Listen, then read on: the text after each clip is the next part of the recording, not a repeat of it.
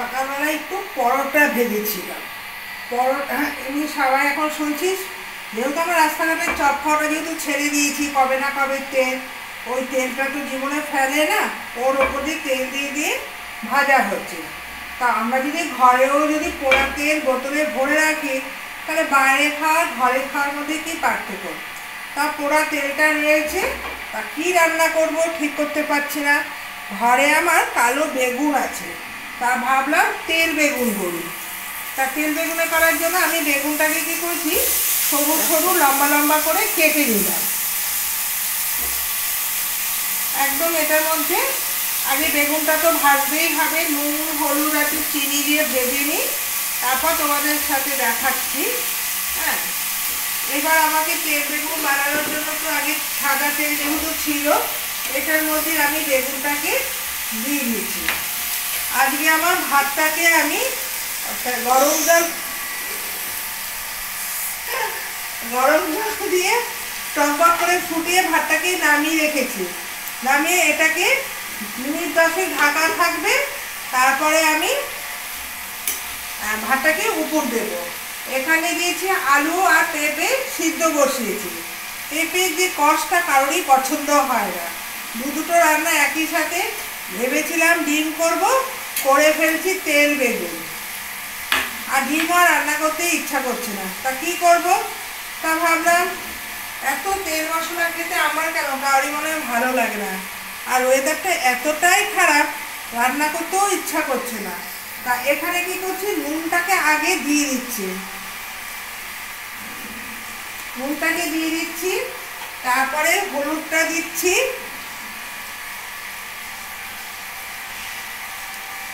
তারপরে একটু চিনিও দিয়ে দিচ্ছি। তাহলে বেগুনের যে কালারে ভাজা কালারটাও এসে যাবে।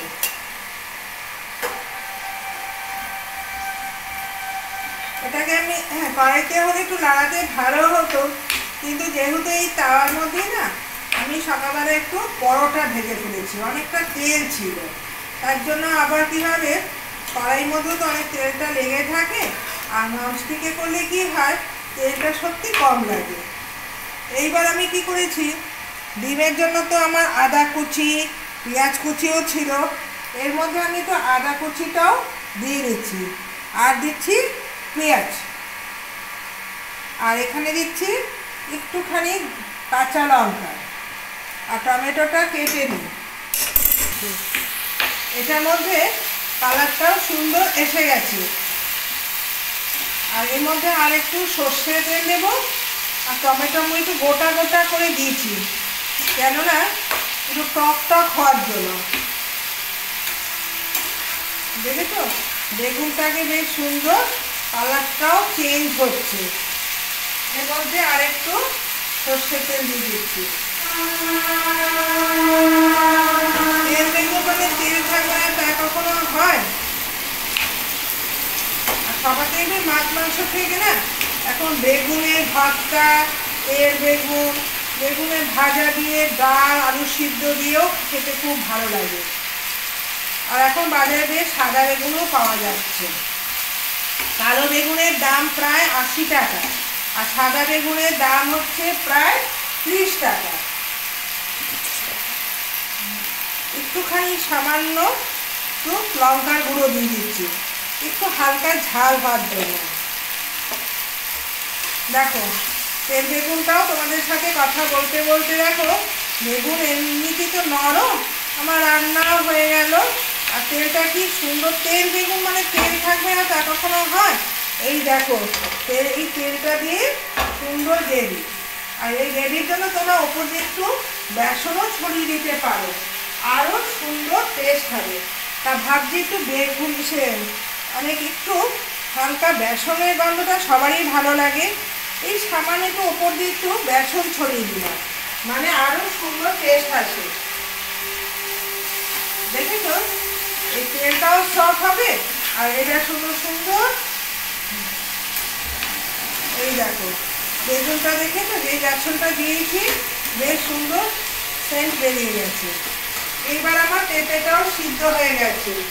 আর পেঁপে কেন সিদ্ধ করেছি, পেঁপে যে একটা যেহেতু কাঁচা গন্ধ বেরোয়, ওটা কারোরই পছন্দ হয় না, তার জন্য পেঁপেটা আমি কি করেছি একটু সিদ্ধ করে নিয়েছি।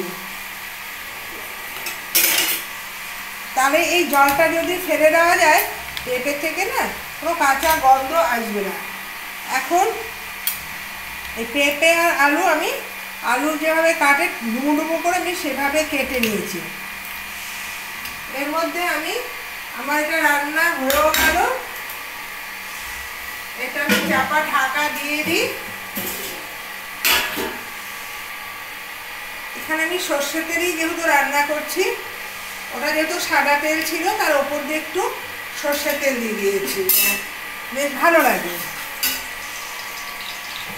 এই পেঁপের মধ্যে একটু কালো জিরে দিয়ে করছি, কালো জিরেটা দিয়ে কি হয় জিনিসটা বেশ ভালো লাগে। জিরেও দেওয়া যায়, কালো জিরে দেওয়া যায়, পাঁচফোড়ন দেওয়া যায়, আমি করছি কালো জিরে।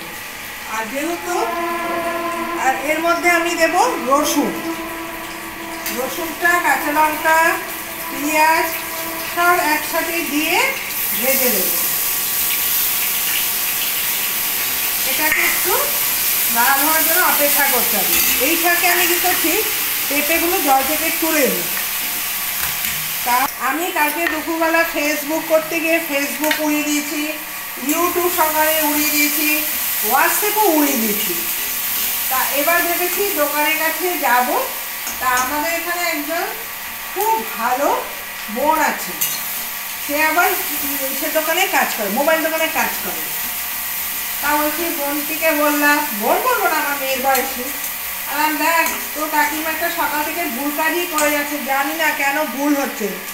তারপর যেহেতু আমার মেয়ের বয়সী, সে একটা ফোনের দোকানে কাজ নিয়েছে, নেওয়ার পর ওর কাছে বারবার আমি ফোন করি। আমি তো মাথা মুন্ডু ফোনের সম্বন্ধে কিছু বুঝিও না, যখনই সলভ হয় ওর কাছে বলি। এখানে এবার হলুদটাও দিয়ে নিলাম,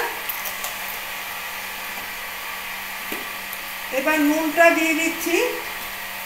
আর মশলা এখন কিছু দেবো না, কারণ পেঁপে ভাজবো তো।